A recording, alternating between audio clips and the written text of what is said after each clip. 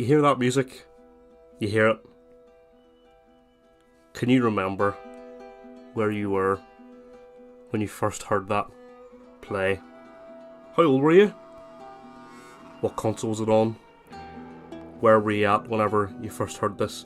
Maybe if you haven't heard it before, understand that for many, many people, this piece of music in the background holds so much emotional weight, as does the game that we're about to talk about for today's Gaming Ramble Weekly. We're going to look at The Last of Us, and the question I posed to you and the question that I posed to myself was, how responsible was The Last of Us in redefining single player gaming experiences in the industry?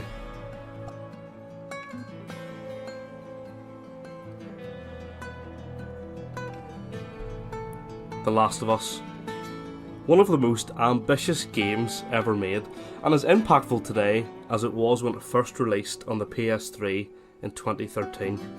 This was a title that sent shockwaves through the industry, scoring a mega 95 on Metacritic. The Last of Us is not just a game, but a cinematic experience. A game that tugs on your heartstrings, makes you feel tension that very few games have achieved, and manipulates your emotions in no way a video game had ever done previously. If we take a step back and look at the gaming industry then, and fast forward to now, it is clear to see the scale of the impact this masterpiece had on the gaming industry. The gaming industry was a very different beast just 10 years ago. Games were, funnily enough, all about the gameplay, where having fun first and foremost was what gaming was all about. That's not to say that isn't the case now, but the focus is very different. We can look to the old God of War games that had a decent story, but the gameplay was very arcadey and enjoyable in its nature, often repetitive in a way that wouldn't age particularly brilliantly now, but was very common for big gaming releases at the time. Taking a narrow view of the overall question at hand is the easiest way to approach this topic. So let's do that. Let's have a look at Naughty Dog, the developers of The Last of Us, and see how they've developed throughout their existence. The first huge hitter for Naughty Dog was Crash Bandicoot, which was released in 1996, an iconic game. Even still today, Crash was a huge success for the company, selling 6.8 million copies on the original PlayStation. This game and its two sequels were of course entirely focused on its levels and gameplay, with a simple story told in the background. I feel I need to make this distinction now, because me stating that a game focuses on its gameplay is not intended as an insult and does not take away from just how good these games are. However, my intention is to bring to you how much The Last of Us shifted what we came to expect from new AAA single player game experiences, a distinction that later on I will approach. From Crash Bandicoot, Naughty Dog moved on to Jak and Daxter, a game that in 2001 was seen to be a real defining title for the PS2. Jak and Daxter was an action-adventure platformer where world building played a big part in adding interest to the player. But again, the game's focus was for the player to have a good time while playing and didn't take itself too seriously. Let's skip ahead to 2007. Naughty Dog developed and released Uncharted, one of the most beloved of Sony's first-party titles, and a series that ended up boasting 5 titles. These games gave the first indication that Naughty Dog's mentality was changing, as they used a lot more cutscenes to tell their story. The first 3 titles in the series, released before The Last of Us that is, had a story that at times was nonsensical and repetitive arenas for gunfights, but were praised for ushering in a new age of video games. Some of the set pieces in the game were way ahead of their time, and it showed Naughty Dog's ambition to be industry leaders when it came to their game development philosophy. On a more personal side note, I have a distinct memory myself of playing Uncharted 2 on my uncle's PS3, and I was 11. My sister would sit and watch happily. Now, often you wouldn't see this with video games, but she would sit with me and we'd watch together. In her words, it was like watching a movie. For the two of us, this was the first time we had ever really seen anything like this in a video game. Fully acted scenes in a game with the level of graphics, which at the time were heralded for how good they were, was something that gripped us and kept us watching or playing the game. It's only now in retrospect that we realise that the stories are a bit out there and silly.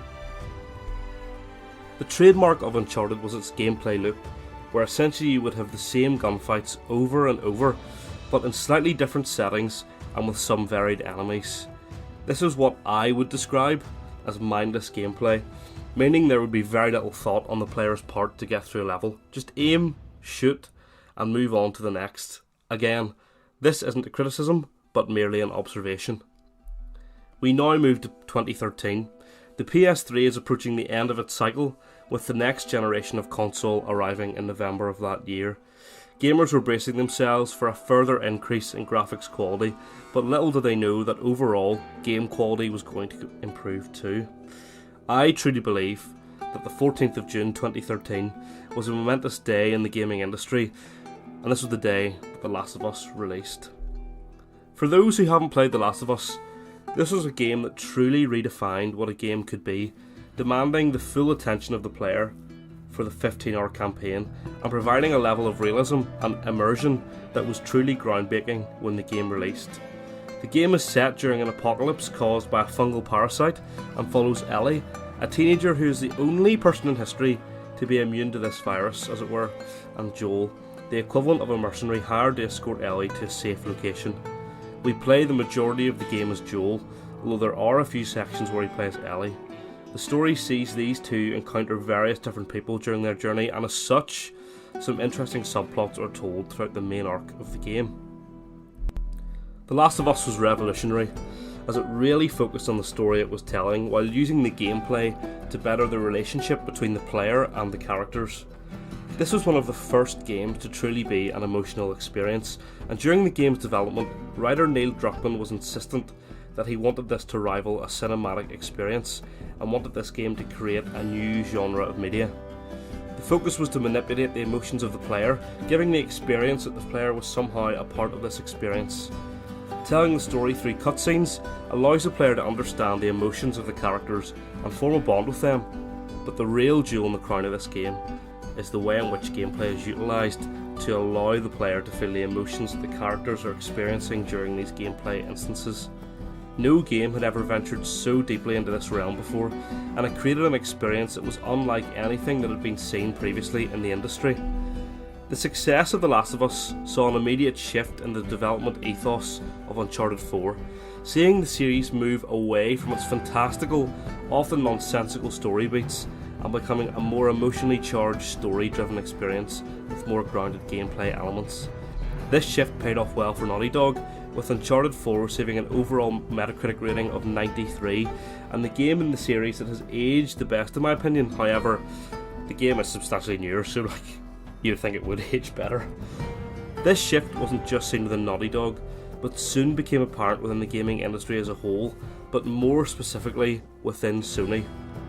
The PS4, the Xbox One generation, saw Sony focus on releasing the best single-player experiences possible, a shift I believe came about because of the success of The Last of Us.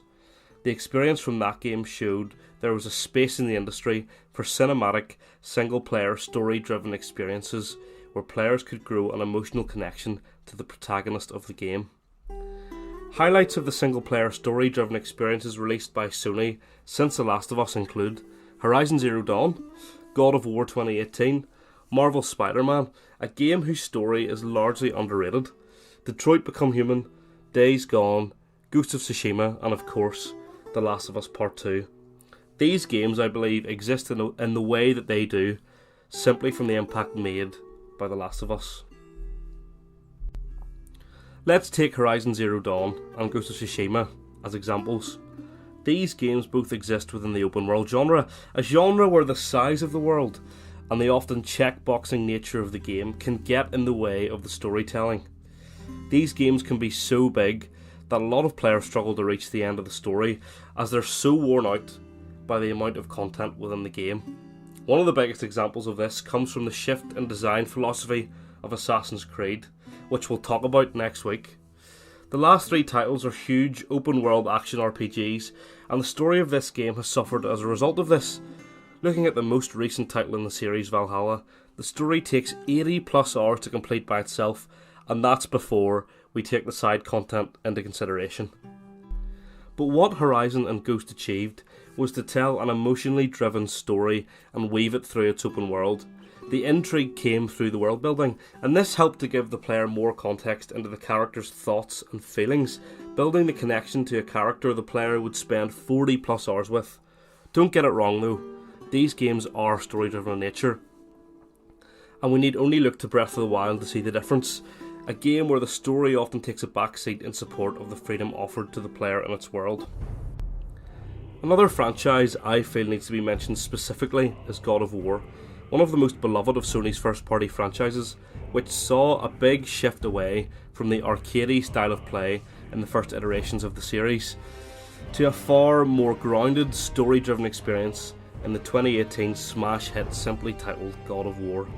Again, this game focused far more on establishing a deep connection between the player and Kratos, the game's protagonist, a connection that would allow most players to experience a whole variety of emotions, often the same emotions that Kratos himself would be feeling throughout the story, something that would never have been experienced in the previous titles in the series. So what was it specifically that The Last of Us did that changed the formula that would become expected of big AAA story-driven experiences these days? Well, I feel that the big change came in the way in which the main protagonists of the game were presented. No longer was the main character a one-dimensional person who killed people just to progress the story and without this being addressed, but Joel and Ellie were fully realised characters, like the main characters of a TV series. We see backstories for characters, and we see their emotional reactions to events that make us as players relate to them more. Again, this is what sets the new era of God of War apart from the older games. Kratos is a character who experiences a wider variety of emotions, and while we still see his rage come through, he is fueled by much more than this throughout the story, and this allows us to connect with him on a deeper level. So to answer the question posed in the title of this podcast, I firmly believe that The Last of Us was hugely responsible for the change in focus of single player experiences that we see in the industry today. That's not to say without it this would never have happened, as I'm sure we would have seen other games come to a similar conclusion. However, I feel that it's no coincidence that it took 4 to 5 years after the release of The Last of Us for a wave of high quality, emotional, story driven games to release.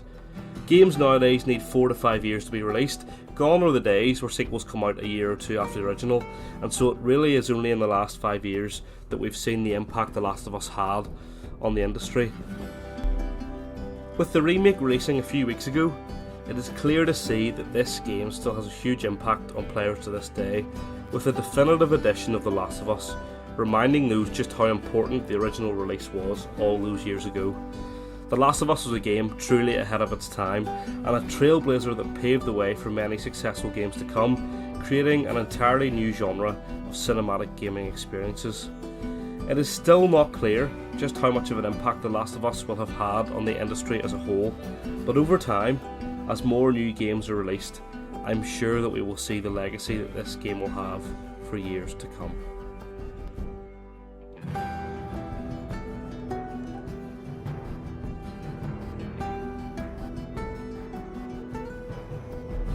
If you've made it to the end of this podcast, I just want to say from me a personal thank you. This is a new project of mine called Gaming Ramble Weekly, and if you don't know what it is, I just want to take a bit of time to explain what it is that I'll be doing. So I have a keen, passionate interest for gaming, for the gaming industry as a whole, but also a love for writing, and this has started out as a blog. So if you want to check out the blog, you can go to my Twitter, it's at JoeMCCPlays, and check out the blog post. That is the original script, as it were, and then I just thought for people who maybe want to listen to it rather than read 5 pages of nonsense, then this is what this podcast is for. If you enjoyed the podcast, please give a 5-star rating on Apple and Spotify, and if you want to share with your friends, I'd be really appreciative of that. It just helps to put this out there to more people. Next week we're going to be looking at the evolution of Assassin's Creed, a title that I'm very excited to go into. But for now, enjoy the rest of your week, and I will see you next week. It's not what you want to hear right now. Swear to me. Swear to me that everything that you said about the Fireflies is true. I swear.